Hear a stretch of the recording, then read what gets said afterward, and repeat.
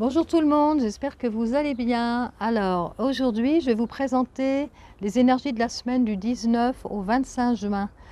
Comme je le répète, mais je vais le refaire encore aujourd'hui, à chaque vidéo, ne prenez que ce qui résonne pour vous.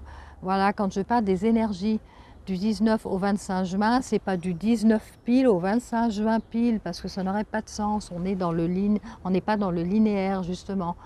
Donc c'est juste une période, on va dire, ça peut aussi déborder.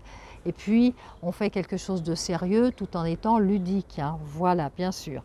Alors, cette semaine, contrairement à la semaine passée, on est dans la semaine du collectif. Voilà, la semaine passée, c'était plutôt l'individuel, se recentrer sur soi, sur ce que l'on met en place, sur ce que l'on est, au plus profond, etc., etc. Et là, on est dans le collectif. Donc de collectif dans le sens où il est intéressant, même plus qu'intéressant, de partager des idées.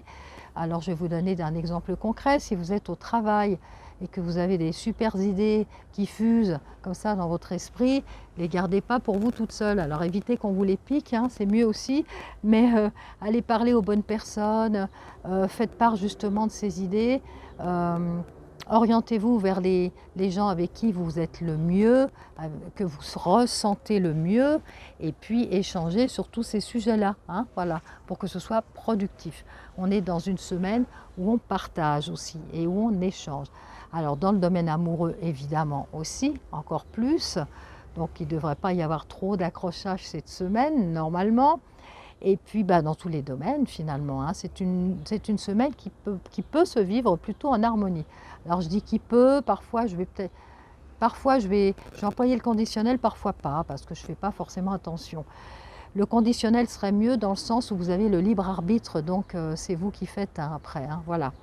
Alors ça va être justement les points forts de cette semaine, ça va être les fruits justement de ces collaborations, de ces échanges, de ces partages. Voilà, ça c'est vraiment le plus, c'est vraiment les points forts, hein. Et puis on pourrait dire comme phrase, à deux on est plus fort ou à plusieurs on est plus fort aussi, hein, voilà. C'est l'ouverture aussi aux autres, hein, pas qu'à soi. Là on est vraiment dans ce collectif, dans cette idée de collectif. Les points faibles, alors ça pourrait être, et c'est pareil, ça dépend aussi toujours des personnalités que vous avez. Les points faibles, ça pourrait être la rivalité.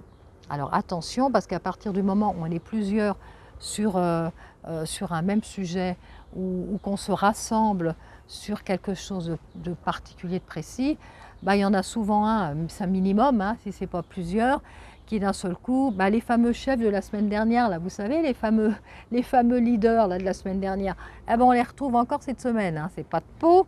Bon, alors ils viennent et puis ils vont vouloir s'emparer de la chose, hein. Alors en plus, il y a plein de monde, donc c'est super, on va pouvoir faire le chef de tout le monde. C'est encore mieux quand il y en a plein. Bon, alors ceux-là, il va falloir on va les calmer un peu, gentiment ou moins, encore une fois de plus, c'est vous qui voyez, c'est vous qui voyez. Il y en a qui ont eu des problèmes. Bon, donc vous essayez d'être quand même sympa, d'être diplomate, hein, faites ça au mieux pour justement calmer ces fameux leaders qui pourraient revenir en force justement parce qu'il y a plein de gens qui sont là à se mettre ensemble. Du coup, chouette, chouette, chouette, c'est encore plus intéressant. Si vous êtes leader vous-même, non, écoutez, là, ça pourrait vraiment être sympa que vous leviez un peu le pied et regardez un petit peu les gens autour. Puis s'il vous plaît, écoutez-les, parce que y a plein de gens qui ont des trucs intéressants quand même, hein. Je dis ça, je dis rien, hein. Bon, voilà, ce serait peut-être le petit bémol de cette semaine, mais franchement, il n'y a rien de bien méchant. Voilà. Alors, on va terminer par la lithomancie. Voilà, on va faire une petite séance comme ça. Je vais vous faire comme la semaine dernière. Je ne vais pas vous les montrer tout de suite. Vous allez donc choisir la 1, la 2 ou la 3. Je parle de pierre, hein, au lieu de choisir un oracle, comme j'ai pu faire ou comme certains le font. Moi, je vais choisir les pierres. Voilà, et en fonction de la pierre que vous allez choisir, eh bien, je vais voir quel message on va vous envoyer. Donc, j'en ai 3, je vous les montrerai seulement après, exprès, pour pas que vous soyez influencé par la beauté ou la couleur de l'une ou de l'autre. Vous allez choisir la 1, la 2 ou la 3. Je vous laisse.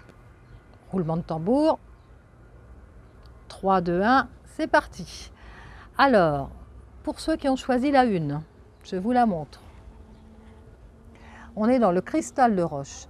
Le cristal de roche, cette semaine, pour vous qui l'avez choisi, on vous conseille et on vous dit travaillez la loi de l'attraction.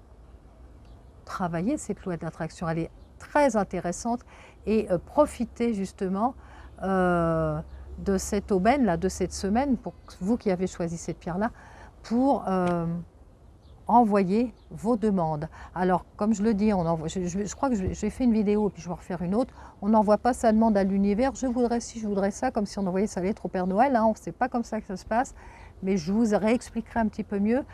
On va plutôt chercher, on se visualise et on va plutôt chercher les choses à soi. Et là, on va travailler en rétro-causalité. C'est-à-dire, c'est de la loi de l'attraction, mais en rétro-causalité. Je referai une vidéo sur le sujet pour un petit peu mieux vous expliquer. Mais déjà, là, c'est se visualiser, évidemment, obtenir telle chose ou partager telle chose ou être dans telle situation agréable. En général, on visualise des choses agréables, normalement, et plutôt les faire venir à soi. Et pas se dire, dans 10 ans ou dans 2 ans, j'ai ça. Non, on fait venir les 2 années à soi, mais je vous expliquerai. Alors, au moins pour ça, travaillez la loi de l'attraction. Écrivez peut-être, oui, sur où vous voulez, à l'ordi ou au papier, quoique c'est mieux avec à la main. Ce que vous désirez obtenir, avoir, et voilà, il y a tout un travail à faire autour de ça.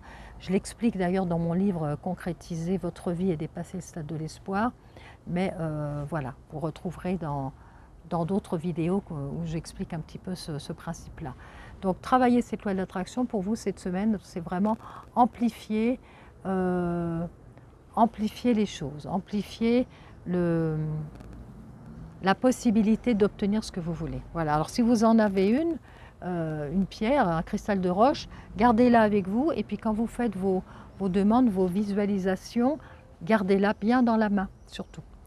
Et nettoyez-la avant, évidemment, si vous ne l'avez pas utilisée depuis longtemps. Alors, pour ceux qui ont choisi la 2e. Alors, on y va, la deuxième, l'héliotrope. Voilà.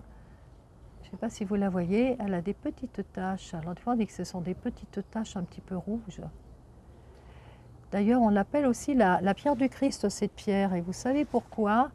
Parce que il semblerait, voilà, que quand le Christ a été crucifié, qu'il y avait des héliotropes au sol et que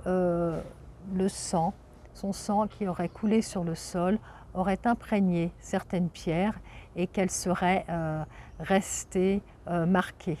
Voilà, c'est enfin une légende, peut-être pas une légende, enfin quelque chose voilà, qui est dit sur les propriétés de cette pierre au niveau spirituel, les petites taches qu'il y a là. Voilà.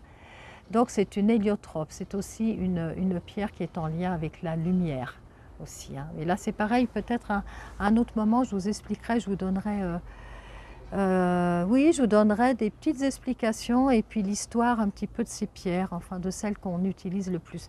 L'héliotrope n'est pas la plus connue et la plus utilisée, mais voilà, moi je l'aime bien. Alors si vous avez sorti la numéro 2 qui est l'héliotrope, on pourrait dire que vous avez besoin de purifier sans doute quelque chose hein, en ce moment, hein, en vous. Hein. Par rapport à, c'est comme s'il y avait, vous pouviez avoir une lourde charge mentale. Hein, ceux qui ont choisi cette pierre-là, vous verrez si vous vous retrouvez. Après, vous allez me dire les autres, bah oui, moi aussi. Mais oui, bien sûr, mais c'est particulier. Voilà, pour ceux qui ont choisi cette pierre, il y a vraiment quelque chose qui est lourd, une lourde charge mentale chez vous. Et on me dit de vous en occuper, d'essayer justement de vous relaxer par rapport à ça. Si vous en avez une héliotrope, alors encore mieux, hein, utilisez-la, gardez-la avec vous, pour justement qu'elle vous aide à libérer tout ça. Alors, pour ceux qui ont choisi la 3, eh bien, écoutez, la 3, c'est une petite quartz rose, toute simple, toute sympa, toute connue. Et cette petite quartz rose, cette semaine, elle va encore enjoliver la semaine pour vous dans tout ce qui est relationnel et dans le domaine affectif. Alors comme on est déjà dans une semaine de collectif, d'union, d'harmonie, ben voilà, ceux qui ont choisi ces pierres-là, normalement, ils devraient vraiment passer une super jolie semaine. Voilà les amis. Alors, sur ce, je vous laisse. Je vous dis à très vite pour une autre vidéo. Normalement, il va y en avoir une dans quelques jours, mais une à thème, donc beaucoup plus longue que celle-ci. En attendant, je vous laisse aller découvrir mes autres vidéos, hein, si vous ne l'avez pas fait encore. Allez découvrir, prenez connaissance aussi de ce que j'ai écrit sur mon site internet, sur les prestations que je propose. Et puis, je vous souhaite un joli moment, une jolie semaine et je vous donne rendez-vous très vite. Voilà, merci, à bientôt.